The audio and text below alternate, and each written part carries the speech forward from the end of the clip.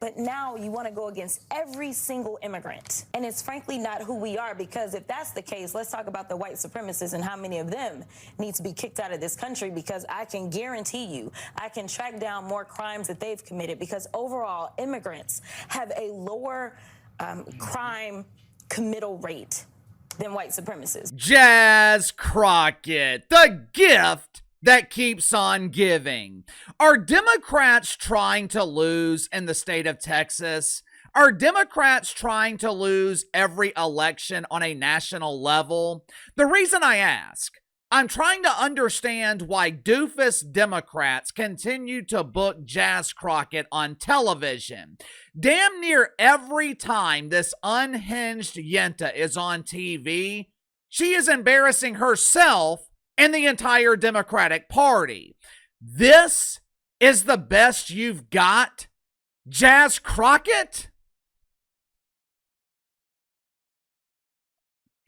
Unlike the Yentas on The View who I want to get off my TV, I want Jas Crockett to stay on my TV. Jas is the MVP of the Republican Party.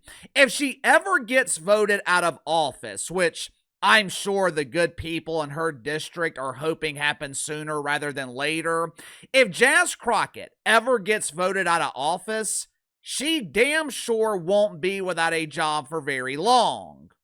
Well, Uncle Casey, that's right. Jasmine Crockett is an amazing attorney. She's one of the best lawyers in the state of Texas.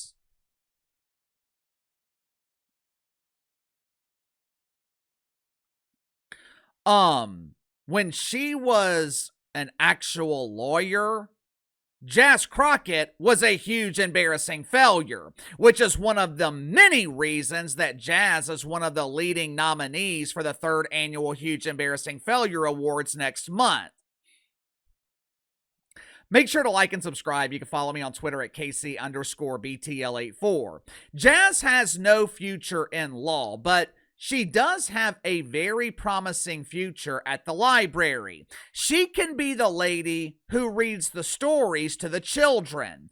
As you saw in the clip, Jas Crockett is one hell of a storyteller.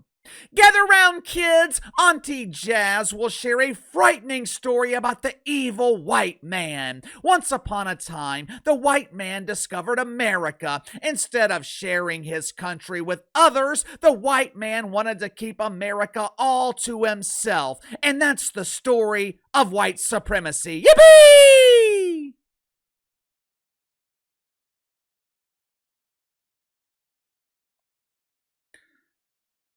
According to Jasmine Crockett, and if I remember correctly, I want to say this is the same narrative that was created by Jas Crockett earlier this year, and it was proven false. But as you guys know, Jas never lets those pesky facts get in the way of releasing her toxic mouth farts. According to Jas Crockett, immigrants commit fewer crimes than white supremacists. Matter of fact, Jas guaranteed that she could prove that immigrants commit fewer crimes than white supremacists. What was her proof? Unfortunately, Jas Crockett once again failed to provide a single shred of evidence to back up her claims. And unsurprisingly, there was not a single person on the panel at MSNBC who questioned her lack of credibility. Not one panelist from MSNBC asked, "What is a white supremacist? Where are all these mythical white supremacists?" Jas Crockett is constantly talking about white supremacy. She's constantly talking about the evil white boogeyman. Where is he? Is she talking about Keith Olbermann? Keithy Boo! I think we can all agree that Keithy is a scary white man, but where are all these white supremacists? For years now, I've been hearing about these mythical white supremacists, but I have yet to see Jas Crockett show me a single one. Out of curiosity, I looked up some crime statistics in America. For starters, if Jas Crockett is talking about illegal immigrants, they've already committed a crime by being here since, illegal immigration is illegal. Now, I am no legal expert. I am no expert in legal statistics, so take this for what it's worth. I looked up murders in America. Nearly 54% of murders are committed by black people. Most of their victims are other black people. 21% of murders were committed by Hispanics, which means 75% of American murders are committed by minorities, or as Jas prefers to classify them, marginalized groups. Even if white supremacists committed the remaining 25%, this narrative from Jas Crockett would still be false. And to be fair, crime to me has very little to do with race. Jas Crockett wants to make it about race instead of actually trying to solve the problem. In the vast majority of cases, crime has everything to do with income or a lack of income. Lack of income often correlates with lack of education, lack of skill. Lack of education and skill correlates to a lack of employment. Lack of employment correlates to an abundance of free time. You know what people with a lot of free time and an empty bank account often do? They commit crime. Speaking of employment, the esteemed governor of the People's Republic of California, he claimed to have the solution to poverty. April of 2024, Gavin Newsom implemented an exciting new policy in the People's Republic. In his infinite brilliance, Gabby decided to declare a war on poverty. There will be no more poor people living in the People's Republic. Yeah, no shit. There will be no poor people living in the People's Republic because they can't afford to live there. Hell, I would struggle living in the People's Republic, and I make pretty good money. I cannot imagine how someone making $13, $14, $15 an hour could survive in the city of rainbows. But that's okay. Gabby has the solution to the problem. April 2024, Gavin Newsom implemented a mandatory minimum wage of $20 an hour. Now, that was almost 2 years ago. What was the end result?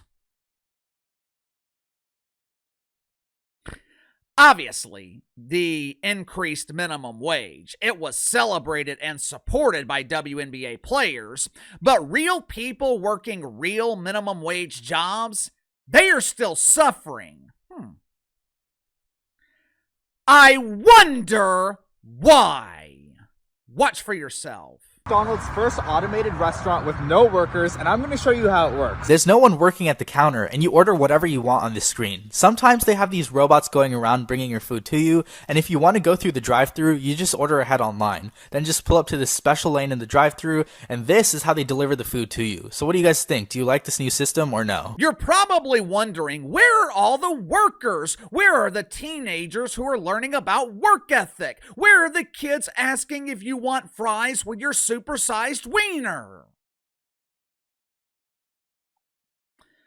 Unfortunately, those kids are now unemployed. Since Gabby implemented his mandatory minimum wage, over 19,000 fast food jobs have been eliminated in the People's Republic. That represents 25% of all fast food jobs in the United States. According to the Berkeley Research Group, fast food prices have drastically increased in the People's Republic of California. Prices on average are up 15%.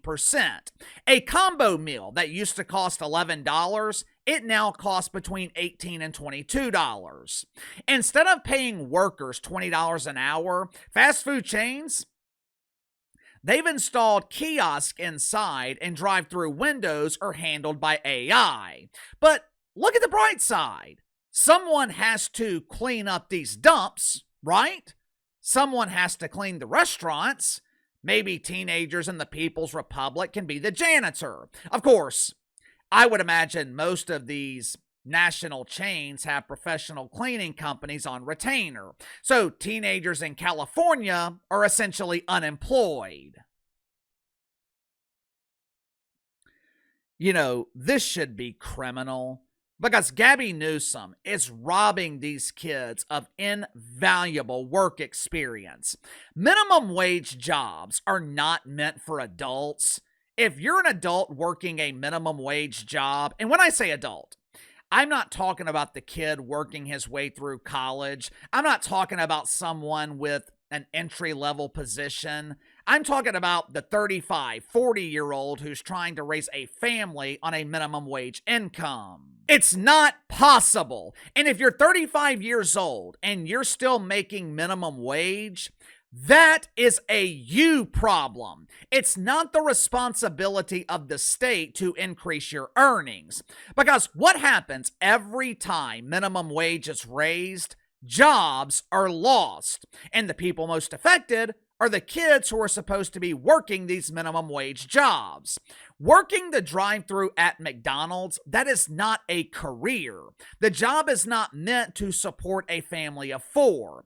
Working the drive-thru at McDonald's is a stepping stone. It's a start. You start in the drive-thru, work your way up to shift manager or assistant manager. Next, you become manager. Then you become district manager, regional manager, or you use what you learned at McDonald's to earn more money somewhere else. Minimum wage jobs are not designed to support a family. Minimum wage jobs are designed to support you as you grow your career. They're meant for development. They're not meant to be permanent. The lucky few who have not been laid off in the People's Republic, believe it or not, they're not making more money. Well, Uncle Casey, how is that possible? His Excellency raised minimum wage. Gavin Newsom guaranteed more money for these hard workers. Yeah, this is what happens when a doofus politician gets involved in business. This is what happens when someone who has never created a job starts telling job creators how to run their business. Those working minimum wage in California, they have seen their hours drastically reduced. Overtime has been banned because McDonald's isn't willing to pay someone $30 an hour to flip bioengineered burgers. Small restaurants, mom and pops, they've essentially been taxed out of business. If McDonald's can't afford $20 an hour minimum wage, how in the hell can local restaurants afford to pay it? Businesses in the People's Republic, they're already paying out the ass in taxes to support people who aren't working. And now, thanks to Gabby, there are 19,000 more people to support who are no longer employed. This is what democracy looks like. Sound off in the comments below. I'll see you guys later.